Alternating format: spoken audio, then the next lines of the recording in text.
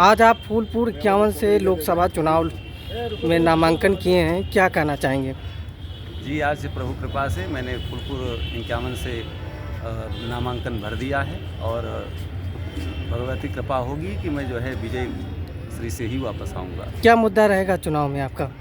मुद्दा तो मेरे पास 10-20 हैं। अब उनमें जो भी मुझे सबसे जो नई सरकार की तरफ से प्रकाशित किए गए हैं उन पर हम अपना कार्य को। अचानक क्या आवश्यकता पड़ी? आप एक संत होकर जो है आप चुनाव मैदान में। आदरणीय संत इस समय वर्तमान में मुख्यमंत्री माननीय वो भी तो एक संत हैं, और अगर मैं एक संत होकर के चुनाव पे आता हूँ तो इसमें कौन से ऐसे नए विषय है?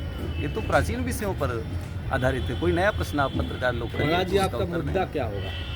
मुद्दा सनातन की रक्षा है और विकास के मुद्दा पर आएंगे। क्या सनातन की रक्षा अभी नहीं हो पा रही है? परिपूर्ण हो रही है बीजेपी सरकार नहीं, बीजेपी देखिए, एक ही सरकार पर ऐसा नहीं होता है कि जो एक सरकार होता है तो वो सर्व सामान्य होकर के और हर तरह से, जैसे हमारे पास 5 उंगलियां हैं तो उनमें बराबर नहीं है, कोई 19-20 है तो स्वाभाविक ही किसी का कोई। जैसा कि आपने कहा कि हम सनातन के, तो सनातन से इसमें भाजपा मौजूदा में महाराज जी भाजपा 400 पार का नारा दे रही है, तो कैसे आपका कंपटीशन रहेगा? किस तरह से हम तो कहते हैं कि बीजेपी 500 पार हो, 400 पार तो विषमता में नहीं समता की बात कर रही है। हम तो बीजेपी कह रहे हैं 500 पार हो जाए, विषम में रहे हमेशा। तब उसमें आप कहाँ रहेंगे? तो क्यों नहीं रहेंगे भाई?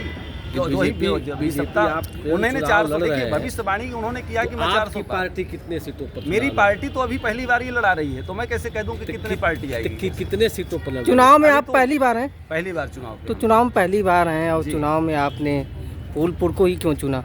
अब फूलपुर हमारा क्षेत्र था, आश्रम था, हमने चुन लिया उसी पे, कहीं और नहीं गए। अच्छा, आगामी चुनाव पर देखेंगे, फिर अन्यत्र स्थान से भी देखेंगे। ठीक बात है जी, धन्यवाद।